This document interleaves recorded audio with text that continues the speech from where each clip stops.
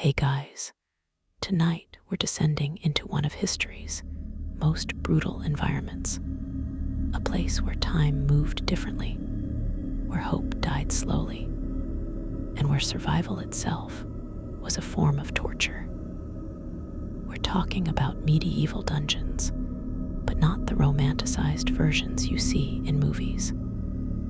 We're talking about the reality of being imprisoned underground in the Middle Ages, and why even 24 hours in such a place would be an ordeal that would change you forever, assuming you survived at all.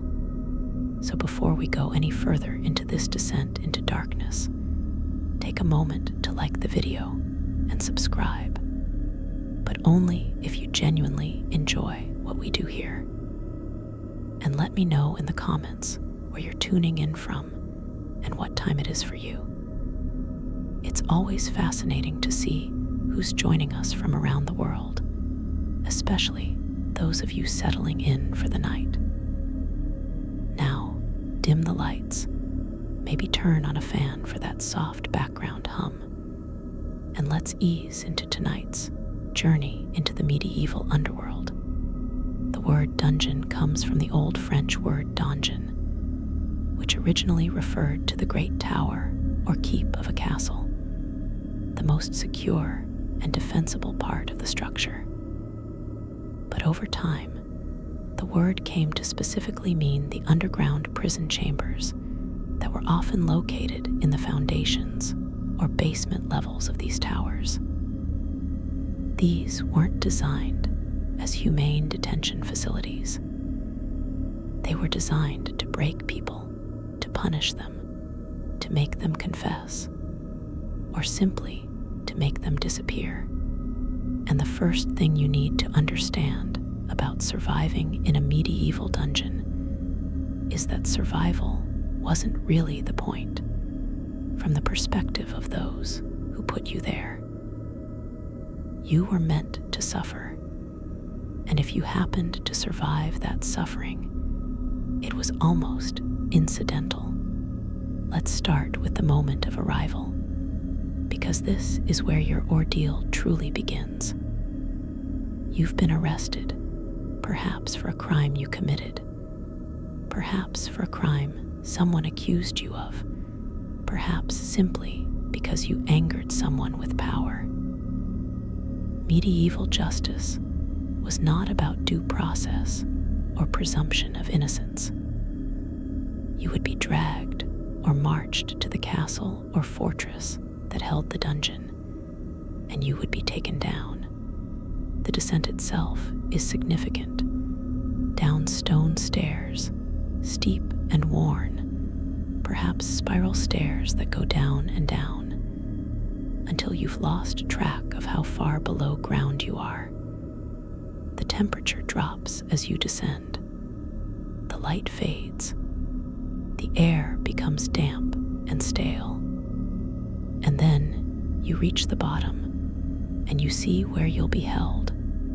The typical medieval dungeon was a nightmare of stone and darkness.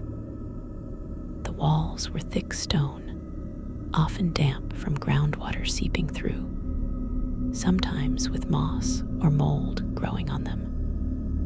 The floor might be stone, or it might be dirt, probably mixed with the waste of previous occupants, and crawling with vermin. The ceiling was low, often barely high enough to stand in, sometimes too low to stand at all, forcing prisoners into a permanent crouch, or forcing them to sit or lie down. And the space was small, sometimes just a few feet in each direction. A stone box barely large enough to contain a human body. This wasn't a room where you were expected to live with any comfort. This was a hole where you were stored until you broke, confessed, died, or were released, whichever came first. The darkness would be nearly absolute. There were usually no windows in dungeons, which were by definition underground, and below the level where windows could be practical. Some dungeons had small ventilation shafts or murder holes through which minimal light might filter down during the day. But even this would be dim, perhaps just enough to tell when it was day versus night, not enough to actually see clearly. You would exist in darkness or near darkness, and this sensory deprivation would begin affecting you almost immediately. Human beings need visual input, and without it, the mind begins to play tricks. You would start seeing things in the darkness, shapes and movements that weren't there, your brain trying to create visual experience from nothing. This would be disorienting and frightening, adding psychological torment to the physical suffering. Cold would be immediate and unrelenting. Dungeons were underground, which meant they maintained a relatively constant temperature year-round. But that temperature was cold, usually somewhere between 40 and 50 degrees Fahrenheit, depending on the depth and the climate. This might not sound extreme, but when you're sitting or lying on a stone floor with inadequate clothing, no blanket, and no way to warm yourself, 45 degrees is cold enough to cause hypothermia, especially over hours or days. You would shiver constantly, your body burning energy to maintain core temperature, energy you couldn't replace because food in dungeons was minimal at best. The cold would seep into your bones, making every movement painful, making sleep difficult or impossible, steadily draining your strength. The dampness would make the cold worse. Stone walls underground almost always weep moisture, condensation from the temperature differential between the ground and the air, or actual groundwater seeping through. This moisture would soak into any clothing you had, and wet clothing provides almost no insulation, actually drawing heat away from your body faster than being naked would. You would never be dry in a medieval dungeon, and the constant dampness would affect everything. Your skin would become waterlogged and soft, prone to infection and breakdown. Any cuts or scrapes would refuse to heal in the wet environment.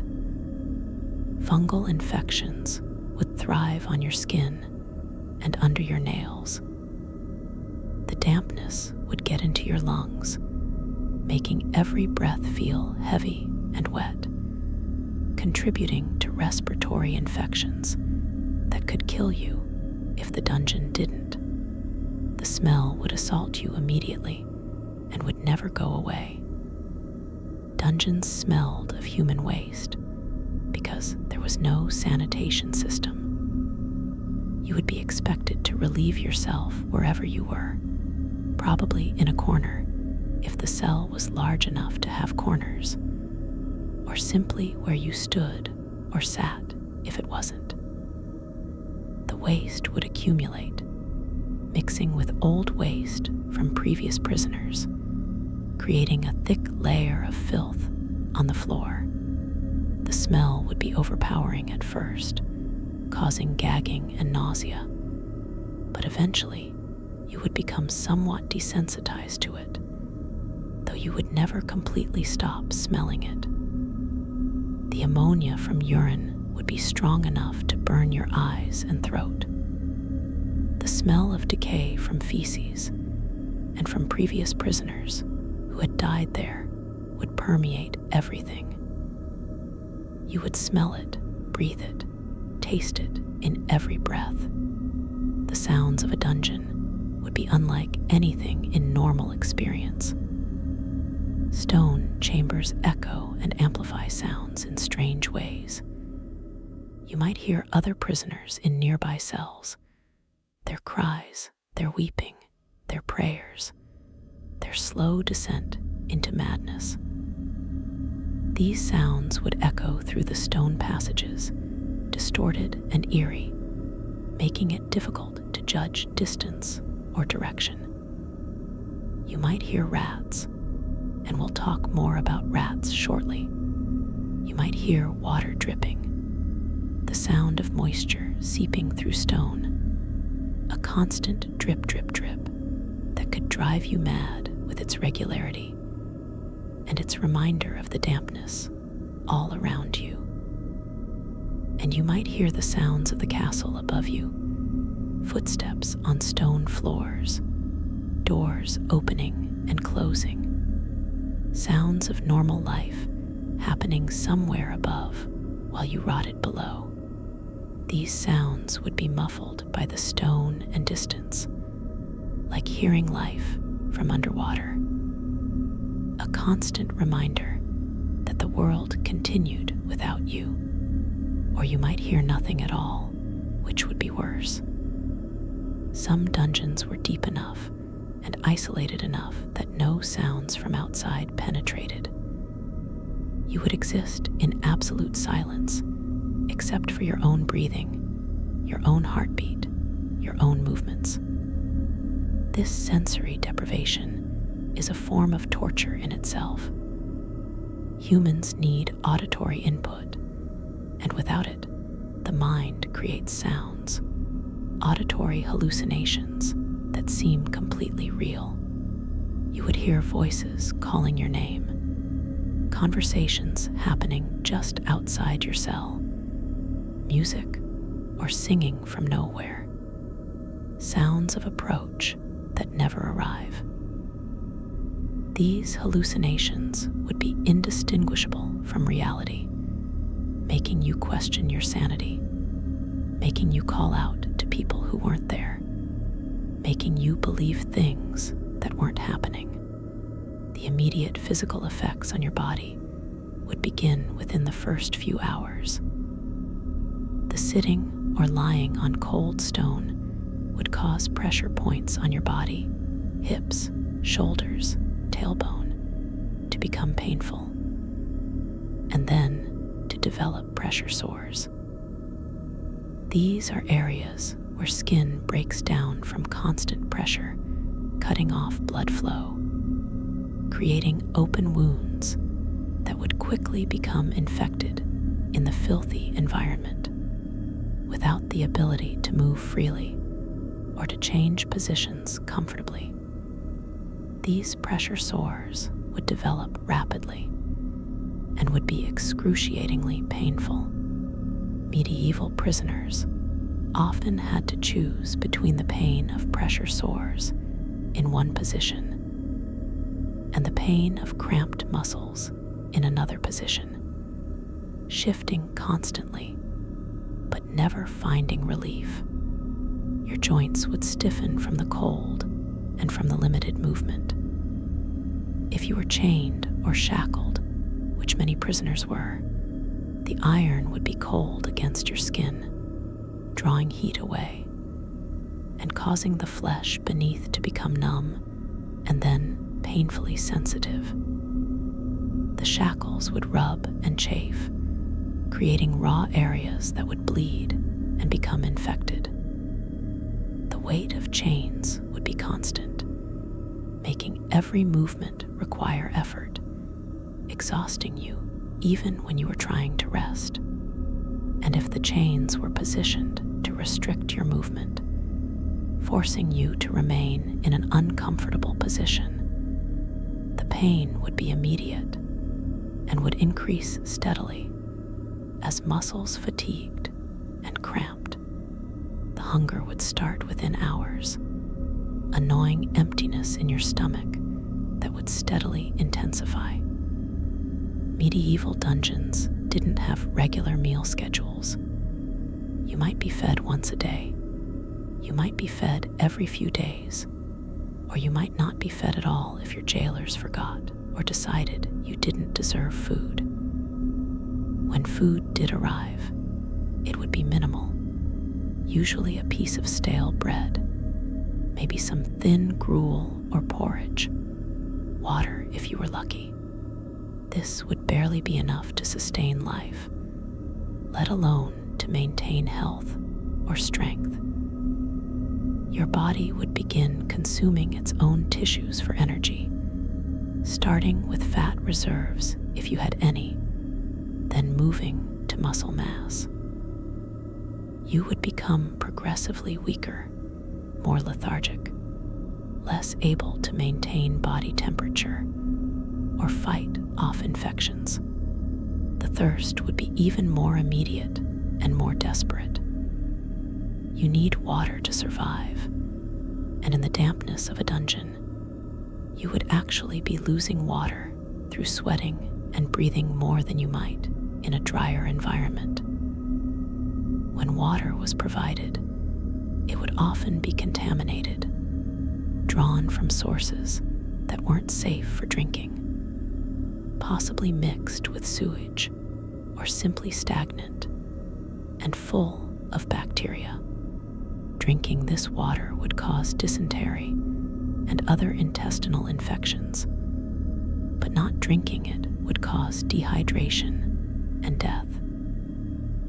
Medieval prisoners faced this impossible choice: die slowly from thirst or die painfully from disease caused by the only water available.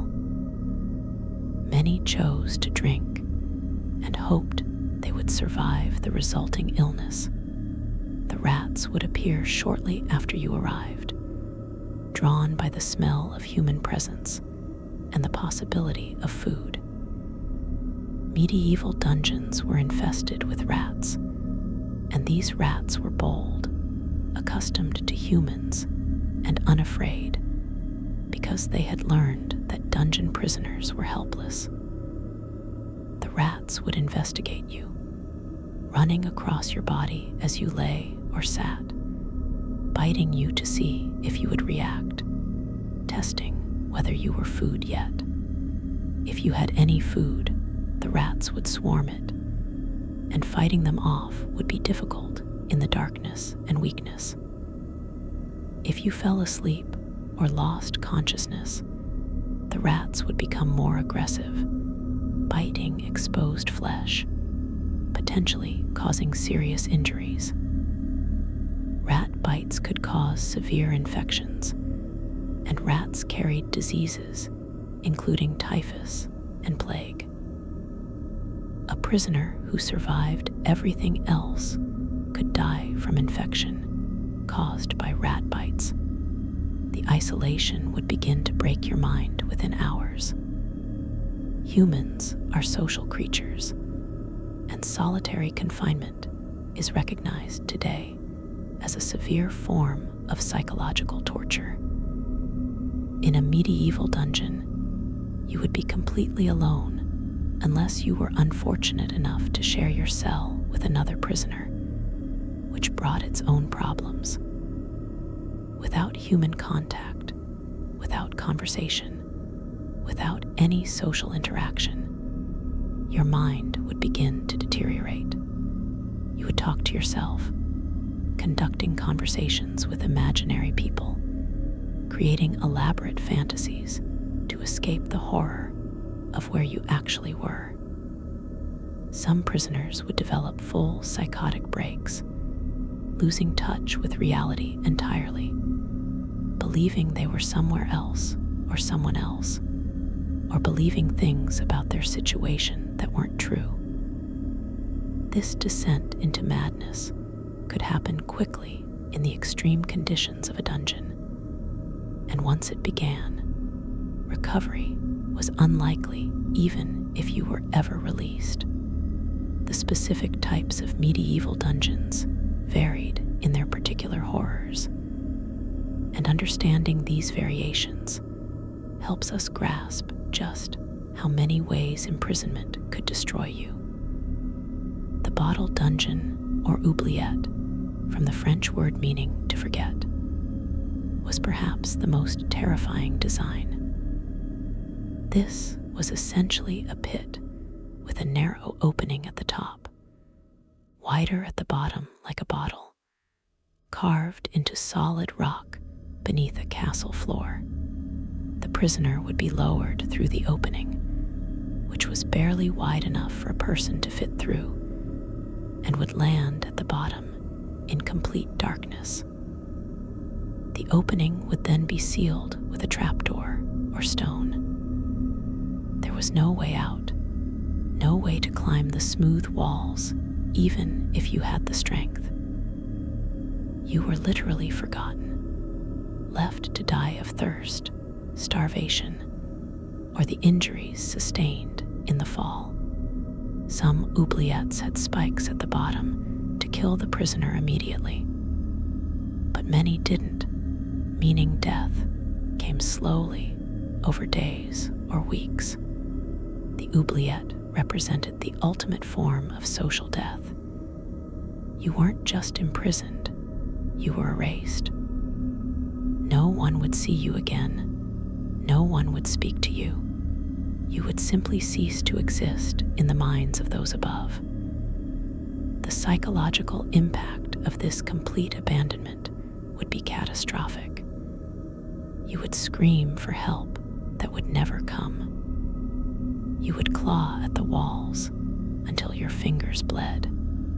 You would watch yourself slowly die, unable to do anything about it, knowing that your body would eventually decompose in this hole, and no one would ever retrieve it or give you a proper burial.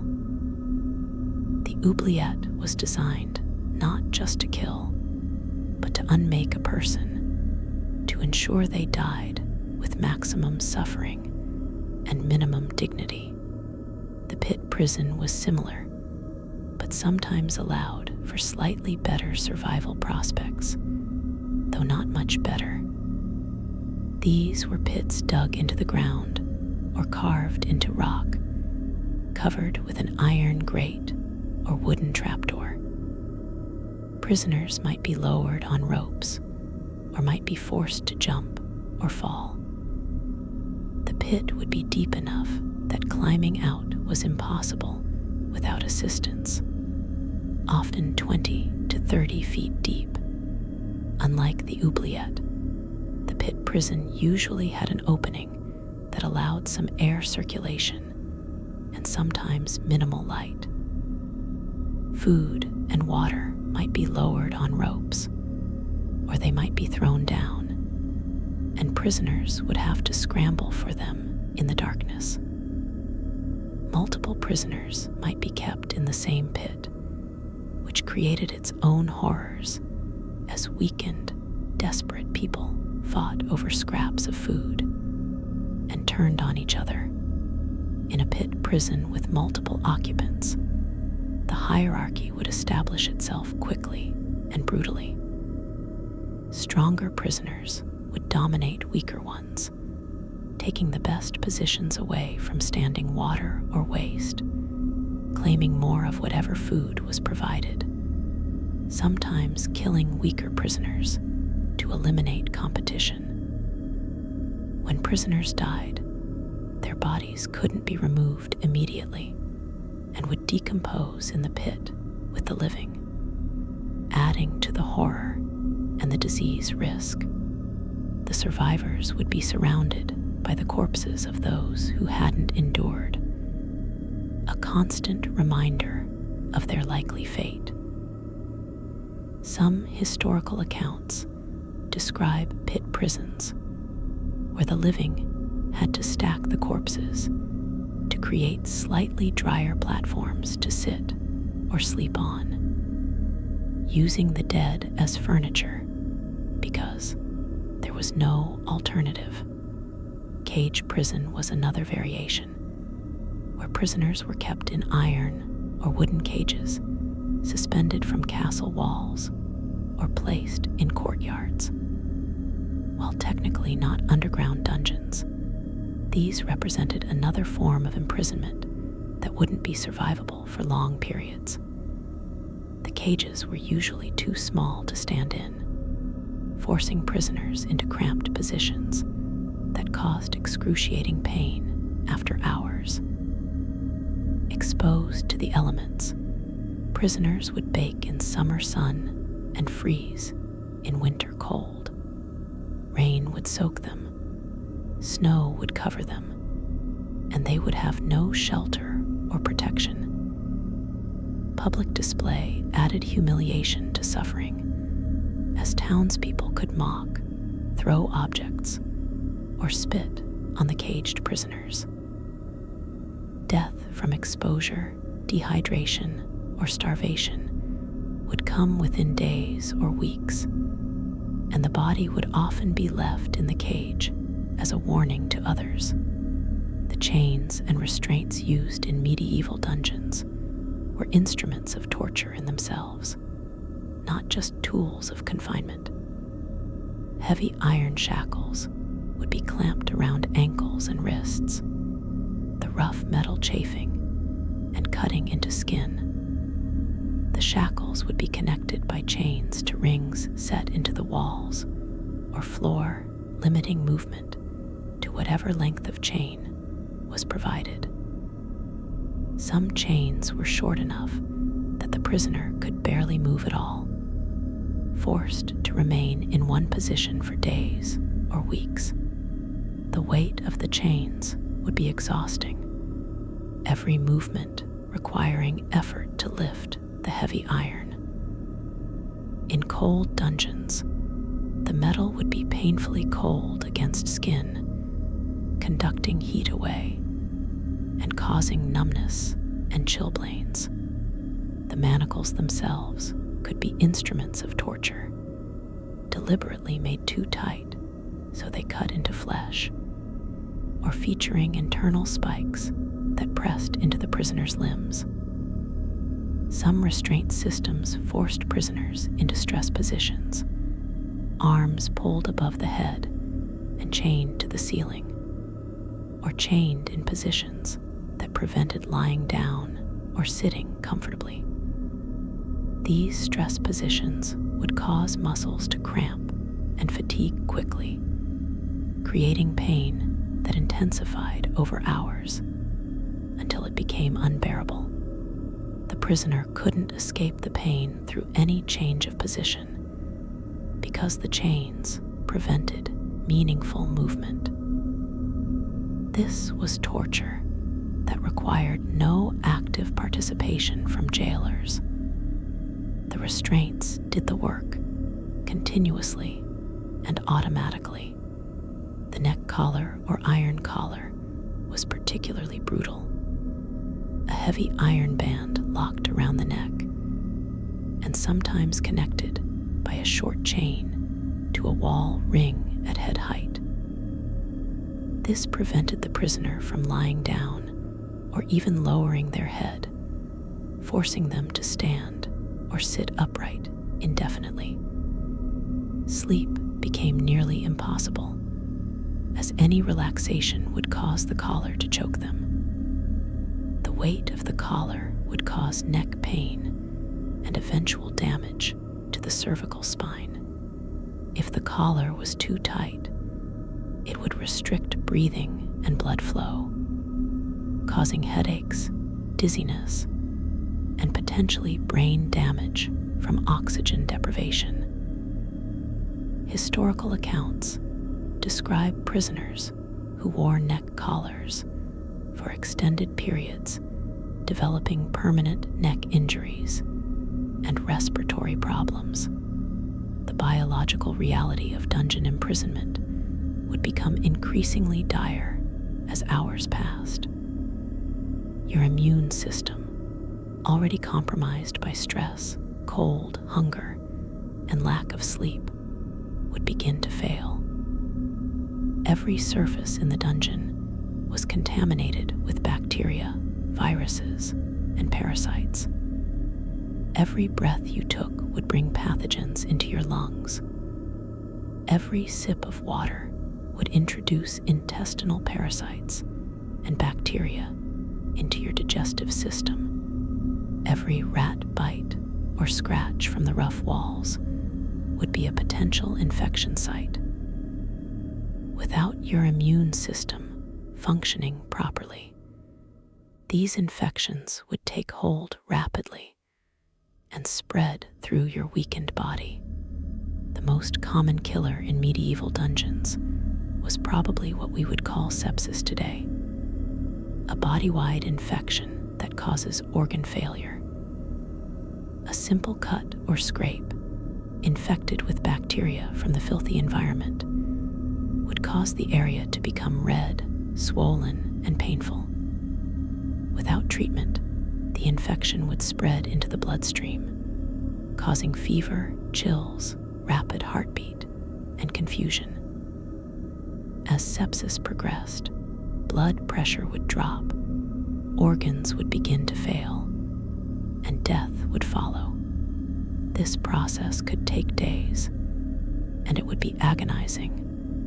The prisoner burning with fever, while simultaneously shivering with chills, delirious and unable to understand what was happening to them, dying slowly from an infection that modern antibiotics could easily treat. Pneumonia was another common killer, caused by bacteria, viruses, or fungi taking hold in lungs that were constantly exposed to cold, damp air, and breathing in the particulates of mold and decay. The symptoms would be coughing, difficulty breathing, chest pain, fever, and production of phlegm that might be bloody or discolored. In the cold, damp environment of the dungeon, with no way to warm up or dry out, with no medicine or treatment available, pneumonia would progress rapidly. The prisoner would drown slowly in their own lungs, fluid accumulating until they couldn't breathe, gasping for air that wouldn't come, dying in panic and pain.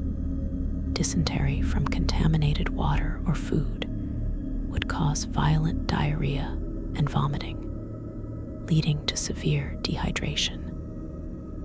The prisoner would lose fluids faster than they could replace them, even if water was available. The constant diarrhea would cause painful anal irritation and bleeding.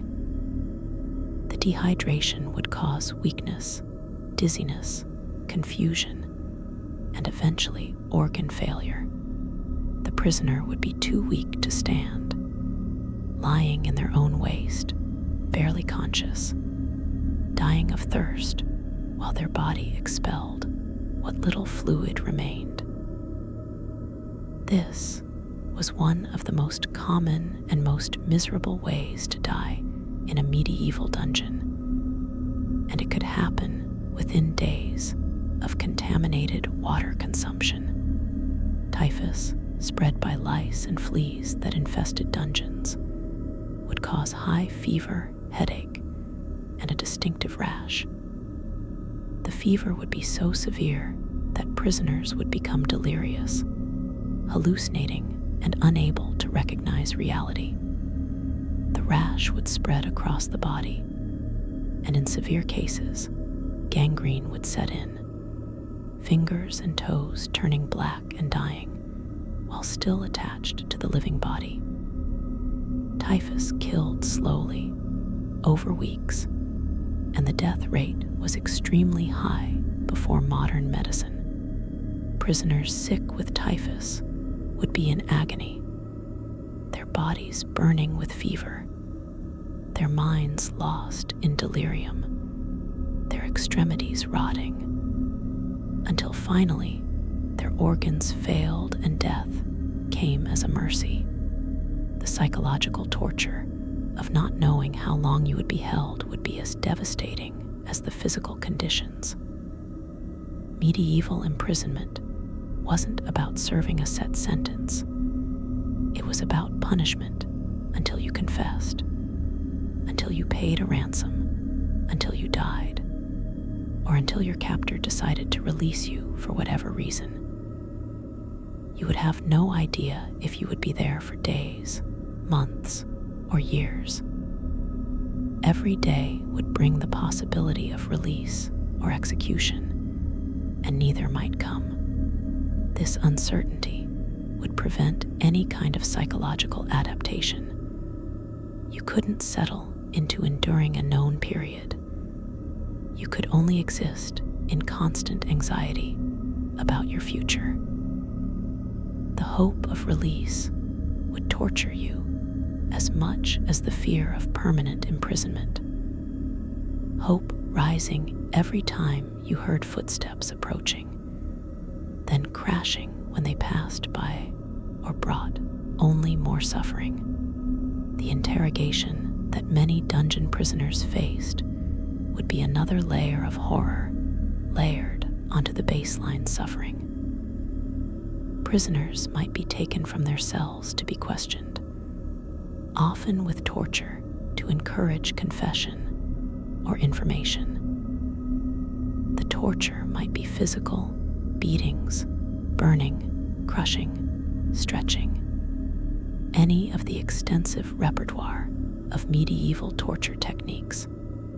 Or it might be psychological, threats to family members, descriptions of what would happen if the prisoner didn't cooperate, demonstrations of torture devices that would be used next if answers weren't forthcoming. After interrogation, whether you had confessed or not, whether you had been physically tortured or not, you would be returned to your cell to recover or to anticipate the next session. The dread of what was coming possibly worse than the torture itself. The concept of time would break down completely in the darkness and isolation of the dungeon. Without the sun to mark days, without regular activities or schedules, you would lose track of time almost immediately. Hours would feel like days. Days would blur into an endless present, and you would have no way to know if you had been imprisoned for one day or 1 week. This temporal disorientation is a form of torture. Humans need temporal structure to maintain psychological stability, and without it, the mind becomes unmoored. You might believe you had been in the dungeon for months when it had been only days, or vice versa. When release or death finally came, you would have no accurate sense of how long you had actually endured. The effect on your eyes of prolonged darkness would be significant. The human eye needs light to function properly, and in complete darkness for extended periods, various problems would develop. The pupils would be maximally dilated constantly, which is physiologically stressful for the eye muscles. When exposed to light again, whether from a candle brought by jailers or from eventual release, your eyes would be painfully sensitive, unable to adjust quickly to brightness. You might be temporarily blinded, seeing only white or experiencing severe pain from light that would seem normal to others. This photosensitivity could persist for days or weeks after release from darkness. Some prisoners kept in darkness for very extended periods reportedly suffered permanent vision problems, or even blindness from the combination of lack of light and vitamin deficiencies affecting eye health. The damage to your feet and legs from standing or walking on cold, damp stone would be progressive and serious. Trench foot, a condition caused by prolonged exposure to damp and cold, would develop over days. The skin would become macerated and white, then red and blistered. Then tissue would begin to die, turning black with necrosis. This would be excruciatingly painful and would make walking impossible. In the unsanitary conditions of the dungeon, the dead tissue would become infected, potentially leading to gangrene requiring amputation, though of course no such medical care would be available. Prisoners with advanced trench foot would be unable to stand, forced to lie in the filth and waste, their suffering compounded by the immobility. The psychological phenomenon of learned helplessness would set in rapidly in the dungeon environment. Learned helplessness occurs when someone is subjected to negative stimuli that they have no control over, and they eventually stop trying to change their situation even when opportunities arise. In a dungeon, you would quickly learn that nothing you did mattered. Screaming brought no help. Prayer brought no intervention. Resistance only brought more punishment. After hours or days of this lesson being reinforced, you would give up. You would stop trying to clean yourself. Stop trying to protect yourself from rats. Stop trying to escape, even if opportunity presented itself. This psychological state would make you maximally vulnerable to dying, even from conditions that might technically be survivable if you fought for survival.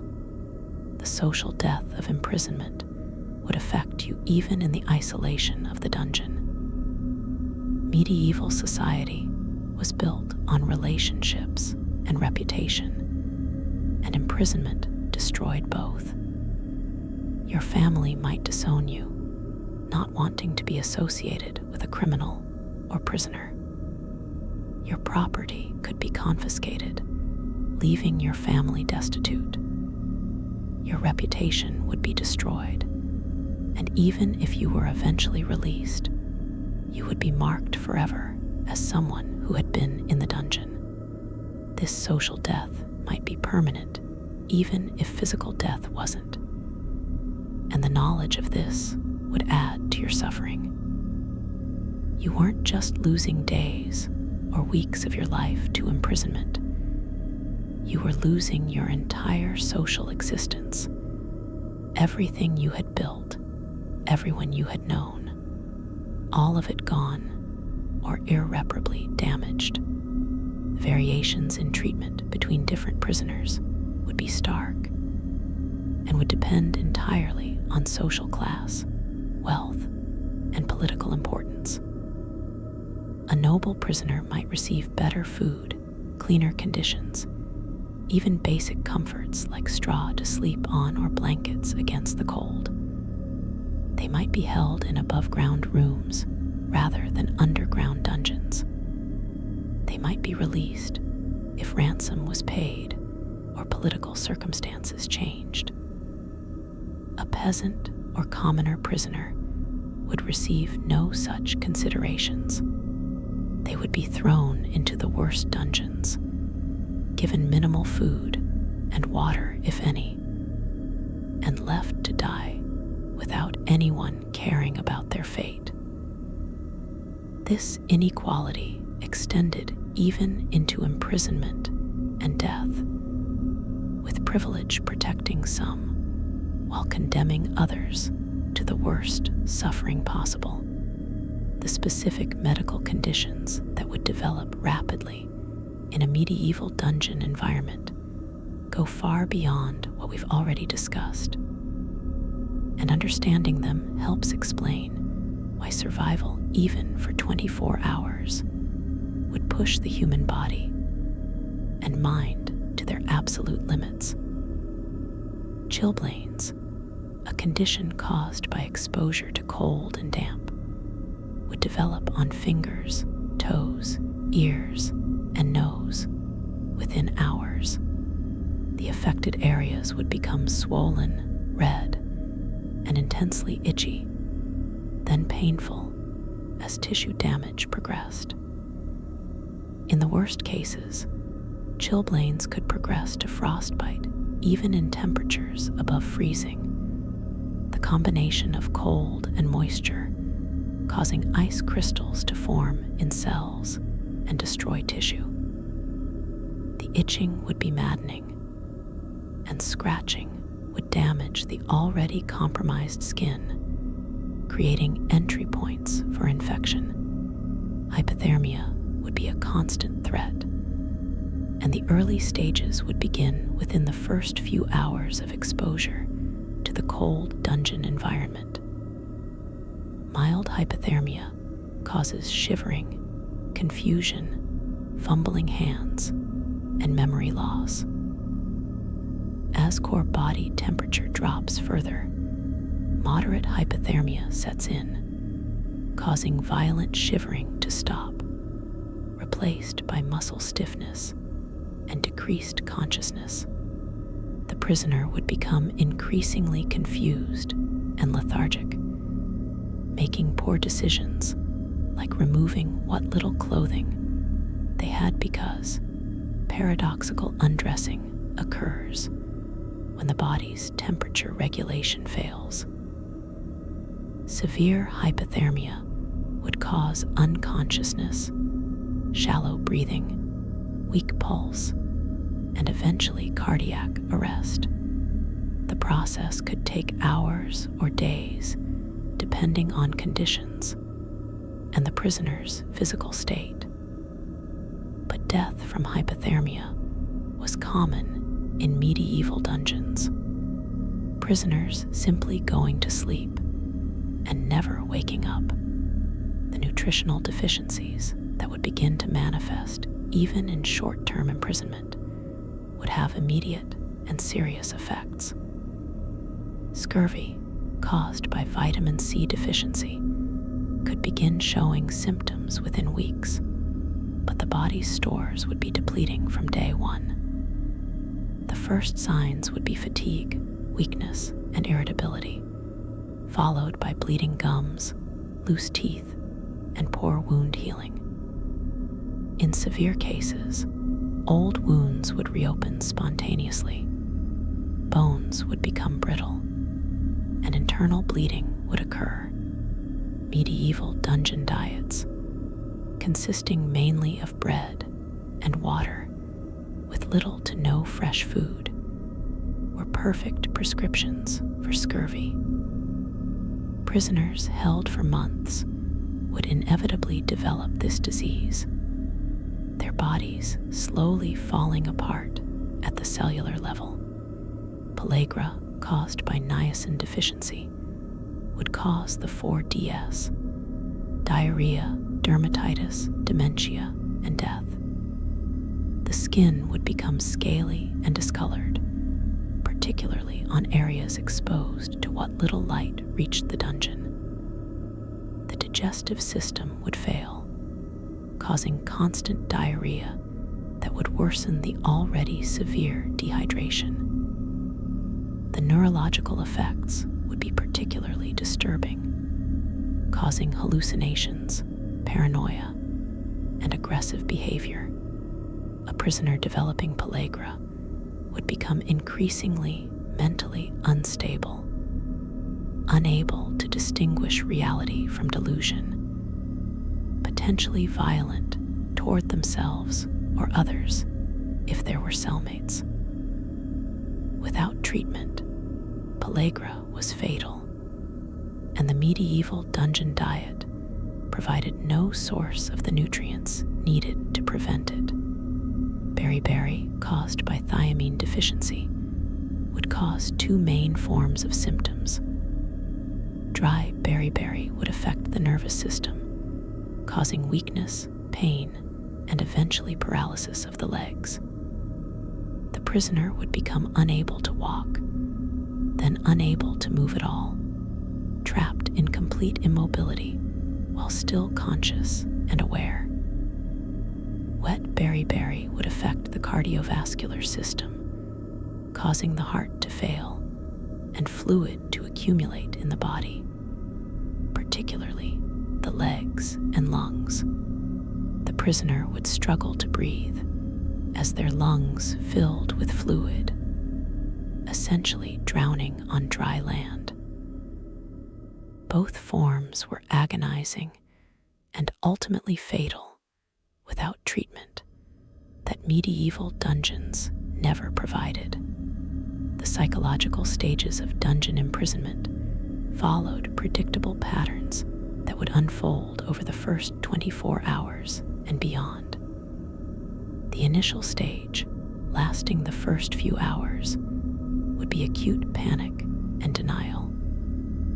The prisoner would believe this couldn't be happening, that there must be some mistake, that someone would come to release them. They would call out, bang on walls or doors, exhaust themselves in futile attempts to escape or to get attention. This panic stage would be physically and emotionally exhausting, burning through energy reserves and adrenaline, leaving the prisoner depleted.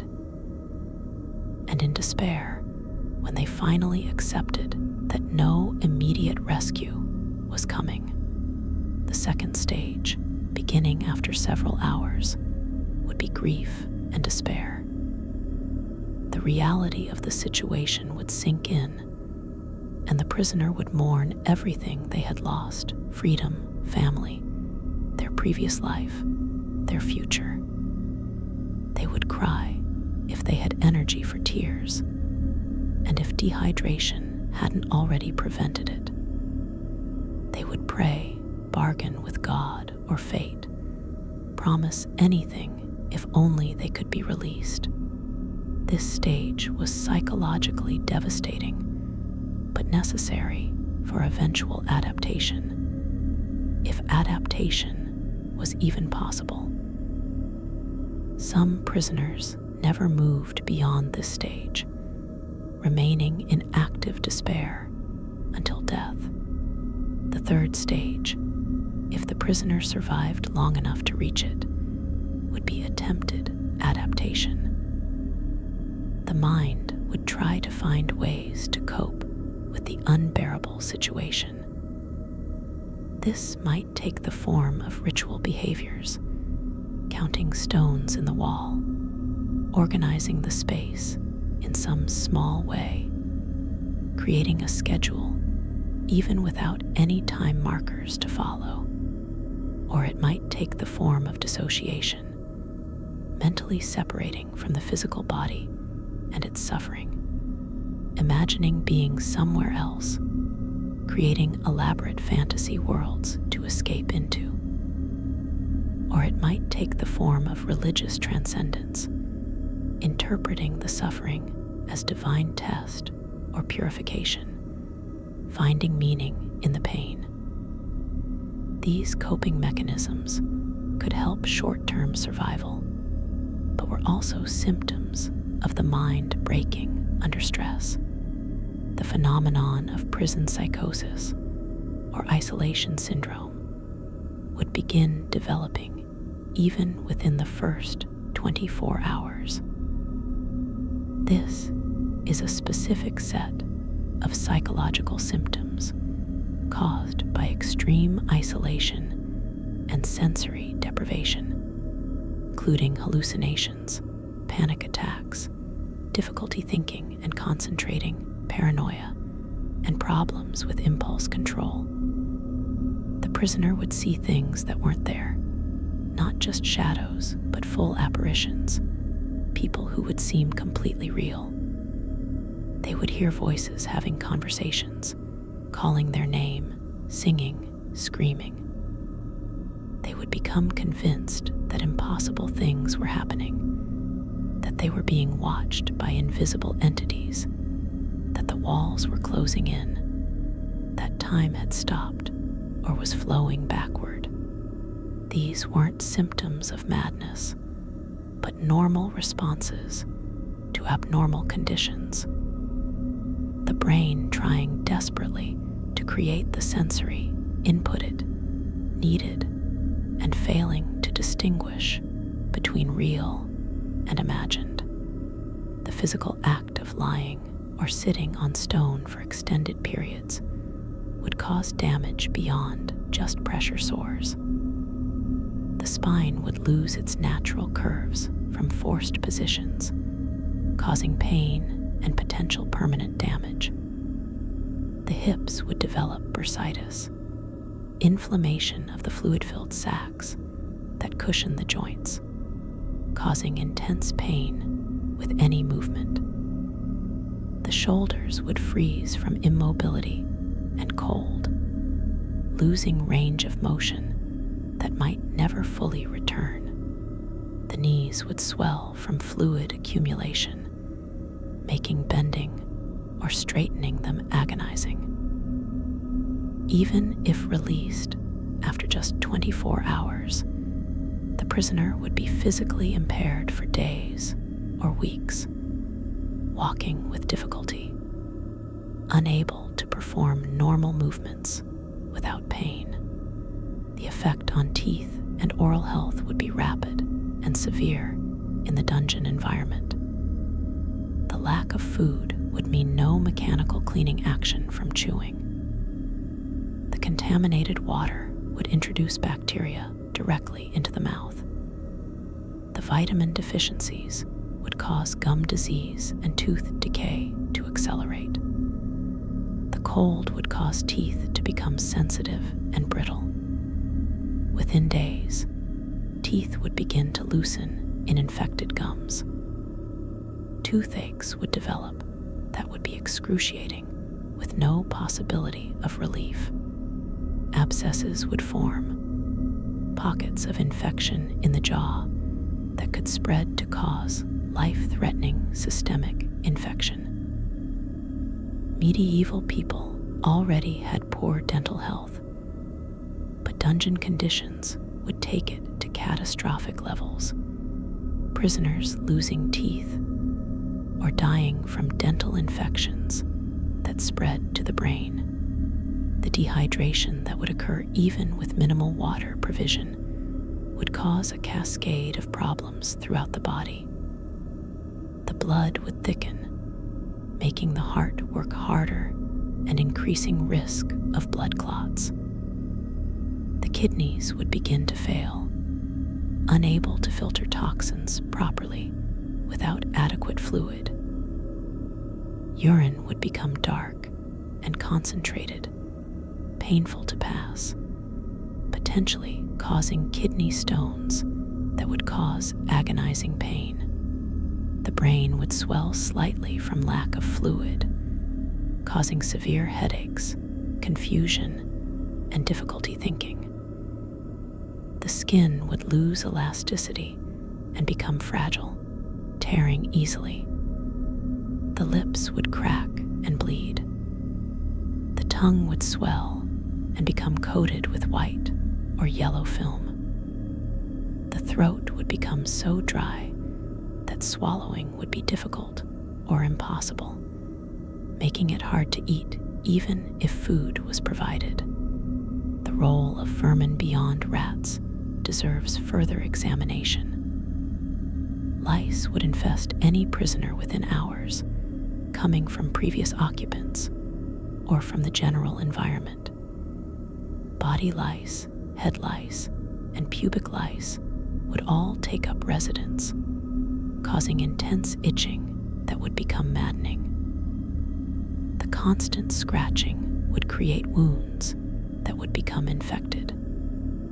The lice would breed rapidly in the prisoner's clothing and hair, creating populations of thousands.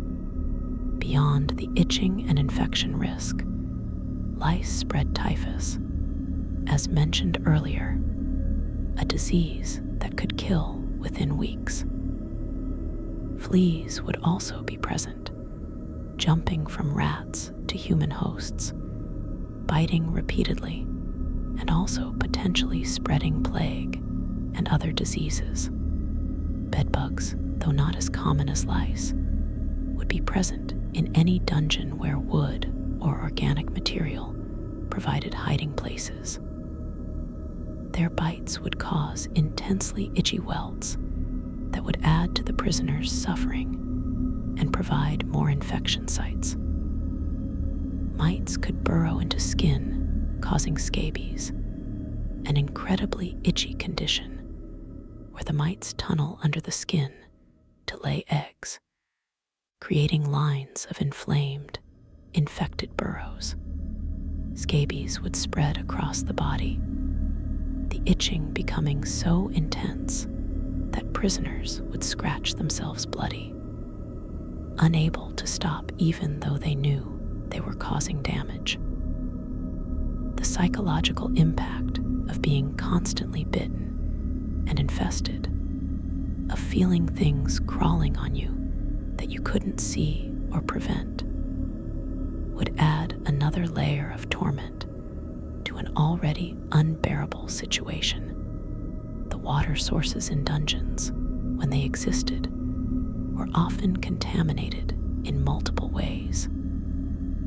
Groundwater seeping into the dungeon might have flowed through graveyards, picking up pathogens from decomposing bodies. It might have contacted animal waste or sewage from above. It might have sat stagnant in the dungeon environment, growing bacteria and parasites. Drinking this water would introduce giardia, causing diarrhea and severe intestinal cramps.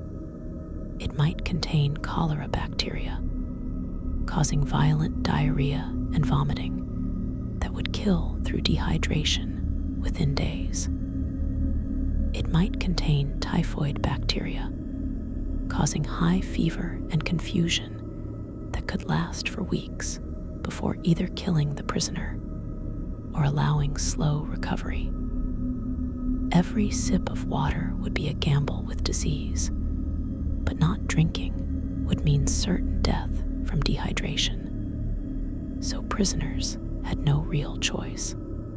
The sounds of other prisoners, when audible, would affect the psychological state in complex ways. Hearing others suffer would remind you that you weren't alone in your misery, but it would also demonstrate what awaited you, the inevitable breakdown and death that came to everyone in the dungeons eventually. The screaming would be particularly disturbing, whether from torture, from pain, from madness, or from the simple, overwhelming despair of the situation. These screams would echo through stone passages, distorted and amplified, creating a soundscape of horror that would never allow for peace or rest. Even when trying to sleep, if sleep was possible, the screams would penetrate, creating nightmares and preventing any real rest. Conversely, the silence of other prisoners might be even more disturbing. If you could hear a neighbor prisoner at first, their breathing or movements or occasional sounds, and then they went silent, you would know they had died. The silence would be absolute, and you would wonder how long before you too went silent, before you became the corpse in the next cell that the next prisoner would hear go quiet. This awareness of death happening all around you, the knowledge that you were surrounded by people dying or already dead, would be psychologically devastating. You weren't just imprisoned, you were in a tomb, and you were watching yourself being buried alive. The rare instances of escape attempts from medieval dungeons tell us about both human resilience and the futility of most resistance.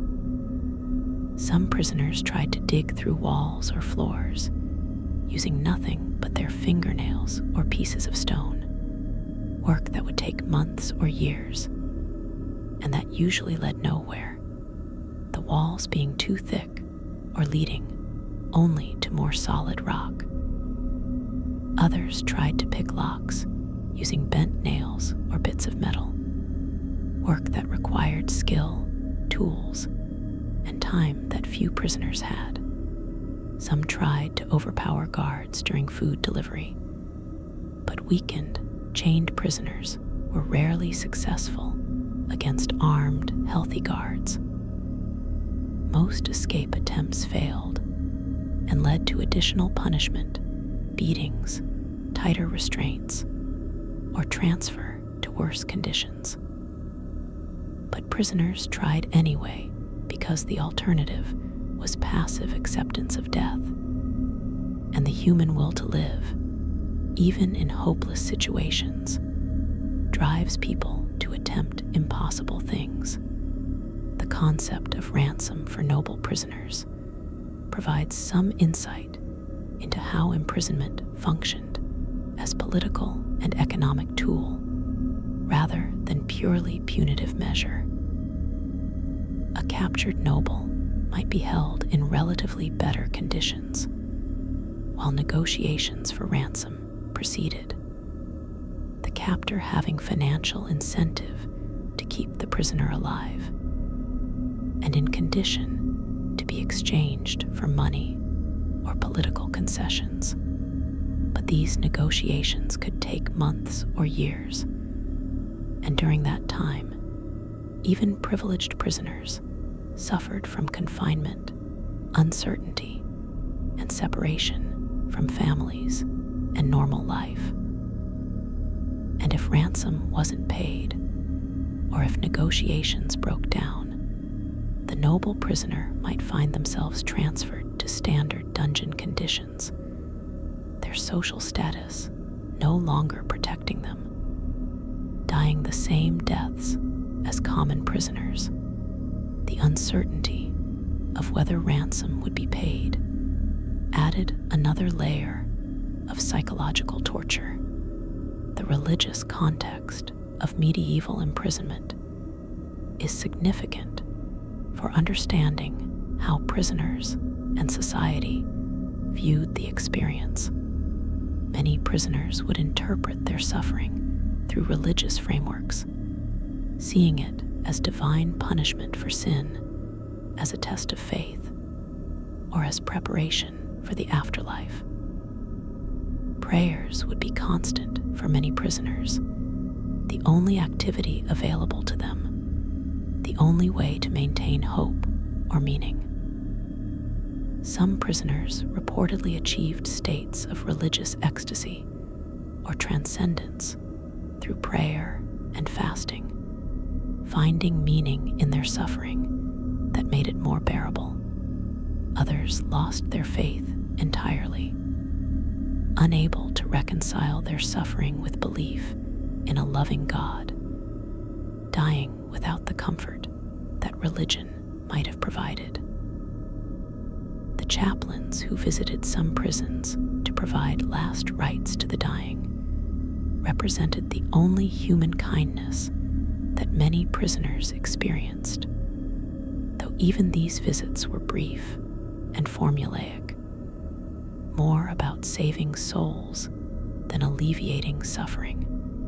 The impact of medieval dungeon imprisonment on those who survived to be released would be permanent and severe. The physical damage, the weakened immune system, the joint problems, the dental issues, the psychological trauma, all of this would persist.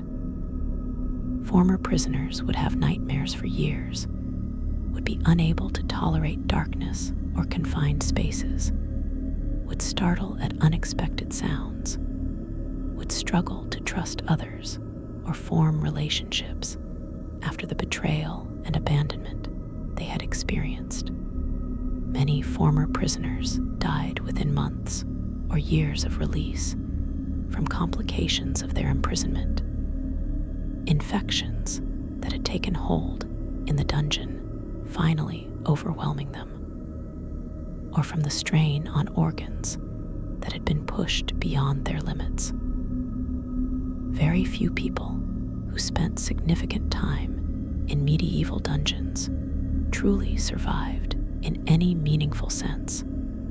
They might have emerged alive, but they were fundamentally broken by the experience.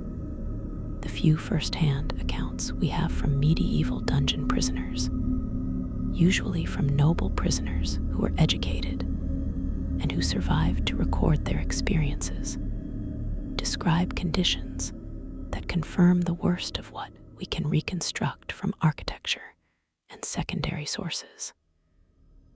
They describe the overwhelming cold and damp, the darkness, the hunger and thirst, the vermin, the sounds of other prisoners dying, the psychological deterioration, the loss of all sense of time and place.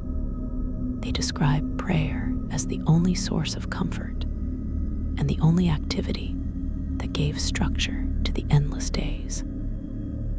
They describe the joy mixed with disbelief when release finally came, and the difficulty of readjusting to normal life after the trauma of imprisonment.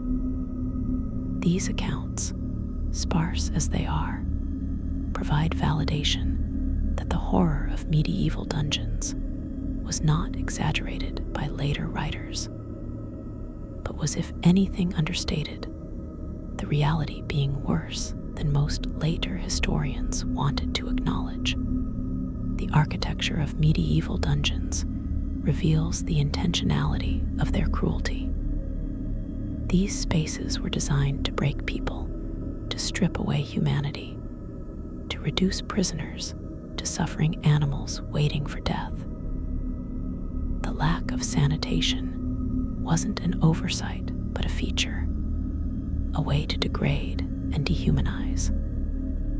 The darkness wasn't just practical, but symbolic, representing the spiritual darkness of sin and the physical removal from the light of God and civilization. The cold and damp weren't unfortunate side effects of underground construction, but deliberate choices, using nature itself as an instrument of torture.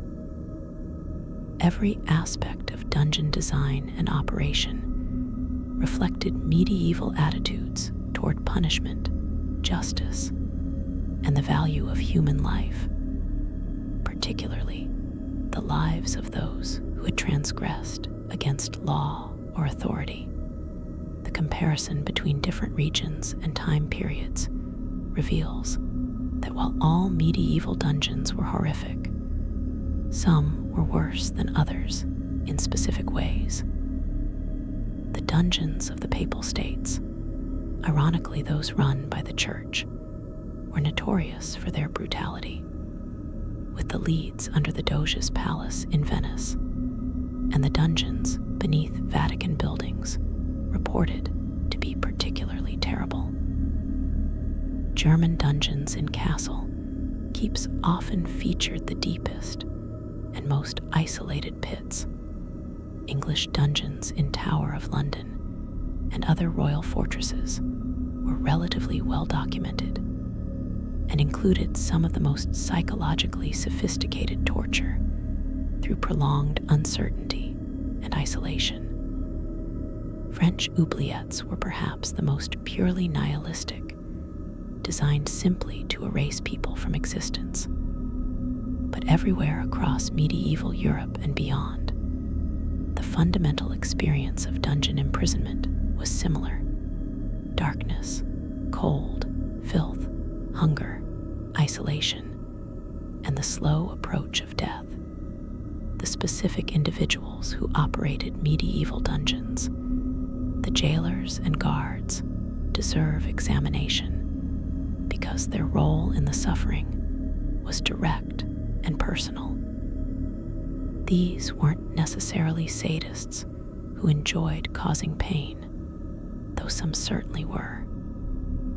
Many were simply working men doing a job that was unpleasant, but necessary for their survival. They had families to feed and few employment alternatives. The psychological toll of working in dungeons, of daily exposure to human suffering and death, of being the direct agent of that suffering, must have been significant. Some jailers developed callousness as a defense mechanism, dehumanizing prisoners to make their work psychologically bearable. Others reportedly showed occasional kindness within the constraints of their position. A slightly better piece of bread, a moment of conversation, small mercies that didn't fundamentally change the prisoner's situation, but that represented acknowledgement of their humanity. The worst jailers actively enjoyed their power over helpless prisoners, using their position to inflict additional suffering beyond what was required or ordered. These men would withhold food and water arbitrarily, would beat prisoners for their own amusement, would taunt prisoners about their situation and their inevitable fate. The power dynamic was absolute, the prisoner having no recourse or appeal, the jailer accountable to no one as long as the prisoner didn't die before they were supposed to. This absolute power could corrupt even initially decent men, while attracting those who were already inclined toward cruelty. The job of dungeon jailer selected for and created individuals capable of treating other humans as less than human. And the impact of this role on the jailers themselves, though rarely documented, must have been psychologically damaging in ways they couldn't articulate or address. The question of why you wouldn't survive 24 hours in a medieval dungeon can now be answered more completely. Not everyone would die within 24 hours, of course. Human beings are remarkably resilient and can survive extreme conditions for days or weeks. But survival in any meaningful sense, maintaining physical health and mental stability, would be impossible. Within 24 hours, you would be hypothermic, dehydrated, covered in bites, and possibly developing infections, psychologically traumatized by the sensory deprivation and isolation, and experiencing the early stages of various diseases from the contaminated environment. If you had any pre-existing health conditions, they would be exacerbated dramatically by the stress and conditions. If you were elderly, very young, or already in poor health, actual death within 24 hours would be quite possible from hypothermia, heart failure from stress, or simple shock from the extreme change in conditions. But even if you survived the first 24 hours physically, you would be fundamentally changed psychologically.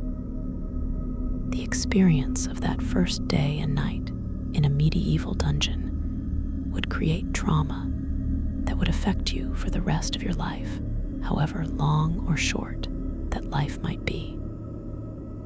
You would carry the memory of that darkness, that cold, that fear, that complete helplessness. The question isn't really whether you would physically survive 24 hours, though that would be difficult enough, but whether any recognizable version of yourself would survive. The person who emerged from even one day in a medieval dungeon would be different from the person who entered, scarred by an experience so far outside normal human experience that there would be no way to process or recover from it without support systems that didn't exist in medieval society. The modern understanding of human rights and humane treatment of prisoners makes it difficult for us to fully grasp how medieval societies thought about imprisonment and punishment. The concept that prisoners retained human dignity and deserved basic humane treatment simply didn't exist in the medieval worldview. Prisoners were criminals or enemies who had forfeited their right to consideration through their actions. Suffering wasn't an unfortunate side effect of imprisonment, but was the entire point. The dungeon was supposed to break you, to cause maximum suffering before death or release, to serve as deterrent to others who might contemplate similar crimes. The cruelty wasn't a bug in the system, but a feature deliberately designed and socially accepted. This doesn't mean medieval people were inherently more cruel than modern people, but rather that their frameworks for thinking about justice, punishment, and human value were fundamentally different. In a world where life was short, brutal, and often ended in painful death from disease or violence, where social order was maintained through fear and force, where religious beliefs about sin and punishment shaped all moral thinking, the dungeon made sense as an institution. It served practical functions of removing dangerous individuals from society, extracting confessions and information, punishing transgressions, and demonstrating the power of authorities. The suffering it caused was considered justified by these purposes, and the individuals who suffered were seen as deserving their fate. The evolution away from medieval-style dungeons toward more modern forms of imprisonment represents genuine moral progress, though we should not be too congratulatory about current prison conditions, which remain deeply problematic in many jurisdictions. The recognition that prisoners retain human rights, that punishment should not include torture or degrading treatment, that the purpose of imprisonment should be rehabilitation, or at minimum safe containment rather than deliberate suffering. These represent advances in human moral thinking. But these advances came slowly and unevenly, and many elements of medieval dungeon thinking persisted for centuries. Public executions continued into the 19th century. Solitary confinement in dark cells remained common into the 20th century. Even today, prison conditions in some places would be recognizable to medieval prisoners as inflicting similar types of suffering. The legacy of medieval dungeons extends beyond their historical existence into their cultural impact and symbolic meaning. The dungeon has become a powerful symbol in Western culture, representing the darkest aspects of authority and power, the nightmare of helplessness and abandonment, the horror of being buried alive or forgotten. This symbolism appears in literature from Gothic novels to fantasy role-playing games, in films and television shows, in language itself when we talk about the dungeons of memory or emotion. The medieval dungeon has become metaphor for any experience of isolation, suffering, and powerlessness. The image retaining emotional power, even for people who have never experienced anything remotely similar. This cultural legacy has both positive and negative aspects. Positively, it keeps alive awareness of past cruelties and serves as warning against allowing such conditions to return. Negatively, it can romanticize or aestheticize suffering, turning real human horror into entertainment or adventure.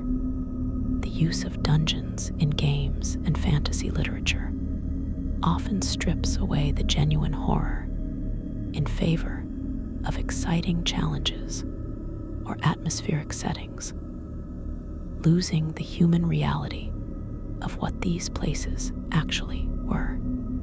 This tension between remembering historical atrocities and not trivializing them is difficult to navigate. But it's important to maintain the distinction between the fantasy dungeon of entertainment and the real dungeons where real people suffered and died in conditions that should never be forgotten or minimized. The archaeological evidence of medieval dungeons, discovered when old castles and fortresses are excavated or renovated, provides physical confirmation of the horror. Bones found in dungeon pits, sometimes hundreds of individuals in a single location, showing signs of malnutrition, disease, and violent death. Scratch marks on walls where prisoners tried to dig their way out, or simply marked their presence. Desperate messages carved with fingernails or stones. Chains and shackles still anchored to walls, sized for human limbs, their mechanisms revealing the impossibility of escape. The architecture itself, the tiny spaces, the lack of light or ventilation, the deliberately hostile design, all confirm that these were places of intentional suffering. The physical evidence matches and sometimes exceeds the horror described in written accounts, proving that the reality was every bit as terrible as the worst descriptions suggest.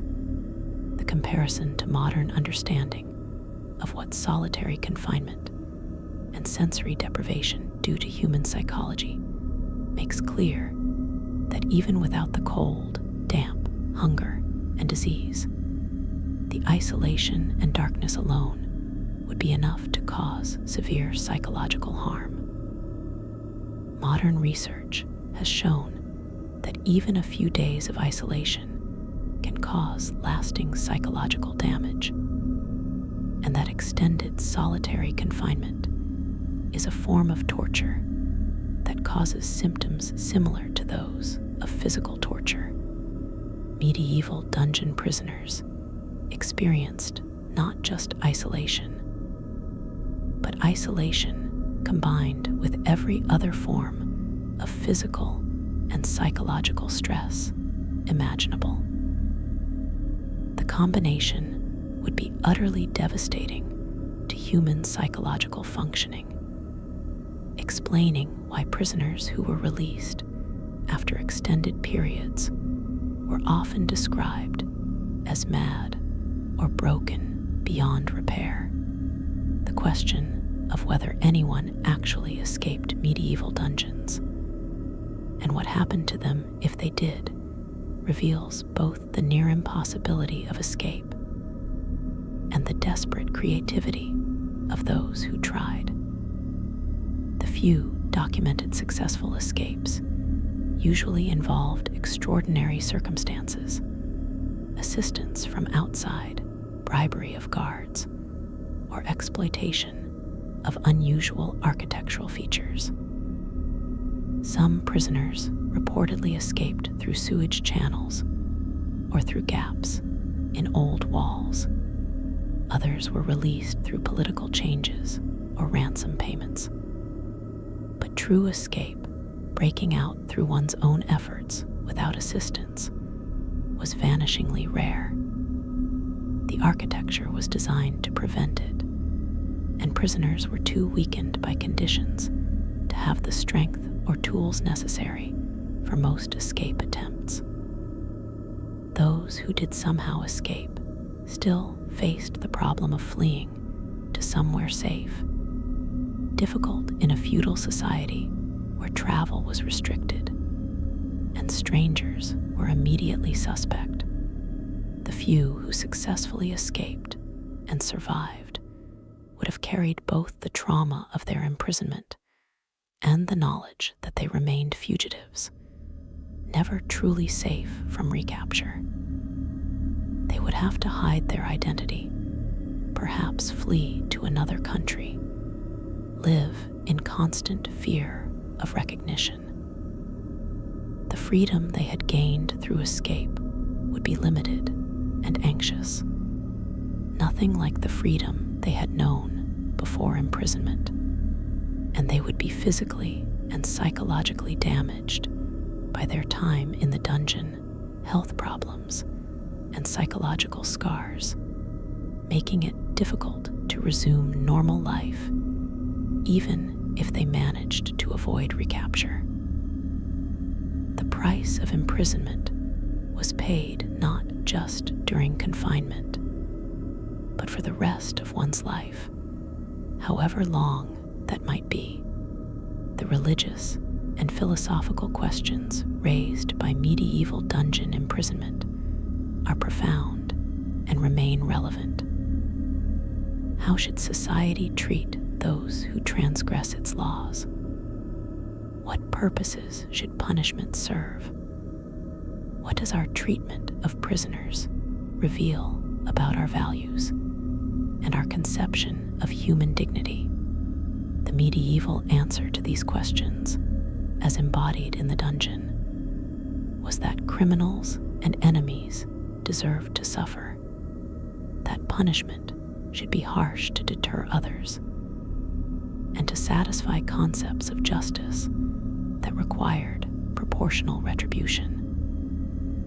Modern answers to these questions vary, but most civilized societies have rejected the medieval approach in favor of systems that at least theoretically respect human dignity, even for those who have committed serious crimes. But the questions remain difficult, and the temptation to dehumanize criminals and to accept cruel treatment for those we fear or despise remains strong. The individuals who survived medieval dungeon imprisonment and who left accounts of their experiences often emphasized particular aspects that outsiders might not consider most significant. They talked about the loss of time, the way days blurred into nothingness without markers or structure. They talked about the desperate loneliness, the need for human contact that became a physical craving. They talked about the small things that took on huge significance. A rat that became almost a companion, a shaft of light that marked the hours, a sound from above that connected them to the living world. They talked about prayer and memory as the only activities available, the only ways to maintain any sense of self. And they talked about how slowly time moved, how an hour could feel like a day, how the first day felt like a week, how the mind stretched time through suffering into something almost infinite. These accounts remind us that the experience of imprisonment wasn't just about the physical conditions, though those were terrible enough, but about the existential horror of being removed from life, from time, from human society, and placed in a kind of living death. The dungeon was liminal space between the living world and death, and prisoners existed in that space, not quite alive, but not yet dead, suspended in suffering that seemed eternal even though it was finite. This existential dimension of dungeon imprisonment might have been as devastating as the physical suffering, the sense that you had been erased from existence while still being forced to exist in agony. As you drift toward sleep tonight, think about what it would really mean to spend even 24 hours in a medieval dungeon. Think about the descent into darkness, the cold stone beneath you, the smell overwhelming your senses. Think about the first few hours as hope fades, as you realize no quick rescue is coming, as the cold seeps into your bones and the hunger begins to gnaw. Think about the long night, the absolute darkness, the sounds or lack of sounds, the rats investigating you, the dampness soaking through clothing, the shivering that never stops. Think about the desperate attempts to maintain sanity, to count time, to pray, to remember who you are and what your life was before this moment.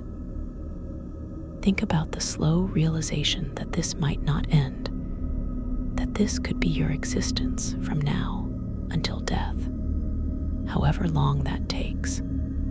Think about the physical deterioration that would begin immediately, the pressure sores forming, the joints stiffening, the dehydration causing confusion and weakness, the contaminated water that you would have to drink knowing it would make you sick, because not drinking would kill you faster. Think about the psychological breakdown that would start within hours, the hallucinations from sensory deprivation, the temporal disorientation, the learned helplessness as you realize nothing you do matters, that you are completely powerless and completely alone. Think about watching yourself break down, aware of what's happening, but unable to stop it. Your mind and body betraying you under conditions they were never designed to endure. The reason you wouldn't survive 24 hours in a medieval dungeon, really survive in any meaningful sense, is that the human body and mind aren't built for such extreme conditions. We evolved for social connection, for visual input, for movement and activity, for moderate temperatures, and adequate food and clean water. The dungeon deprived prisoners of all of these things simultaneously, creating an environment so hostile to human life that breakdown was inevitable. Some people's bodies would fail quickly from hypothermia or shock. Others would last longer physically, but would experience psychological collapse that was just as devastating. The few who somehow maintained both physical health and sanity through the first 24 hours would still be damaged, changed, marked by the experience in ways that would never fully heal. The medieval dungeon represents one of the most extreme examples of institutionalized cruelty in human history, a place and practice designed deliberately to cause maximum suffering. It wasn't the product of ignorance or accident, but of intentional decisions about how to treat criminals, enemies, and others deemed unworthy of humane consideration. Understanding what these places were really like, not the romanticized dungeon of fantasy and adventure, but the real horror of stone and darkness and suffering, helps us appreciate how far we've come in concepts of human rights and humane treatment. It also reminds us how easily societies can slip into accepting cruelty toward those they've decided don't deserve compassion, and how important it is to maintain the moral progress we've achieved. So rest now, grateful that you live in a time and place where imprisonment in a medieval dungeon is not a real possibility, where we at least theoretically recognize that all humans deserve baseline humane treatment, regardless of what they've done. But rest uneasily, knowing that the human capacity for cruelty hasn't disappeared, that prisons today still inflict suffering, even if not at medieval levels, and that the moral questions about punishment and human dignity remain unresolved. The medieval dungeon is behind us in history, but the impulses that created it, the desire to punish and exclude and forget those we've decided are other or evil, these impulses remain. The darkness of the dungeon is gone from most of our institutions, but the darkness in human nature that made such places possible and acceptable persists. Remember those who suffered and died in medieval dungeons. Remember the cold and the darkness and the fear they experienced. Remember that they were human beings like us who felt pain and despair as intensely as we would. Remember that most died nameless and forgotten, their suffering unrecorded except in the stones that witnessed it.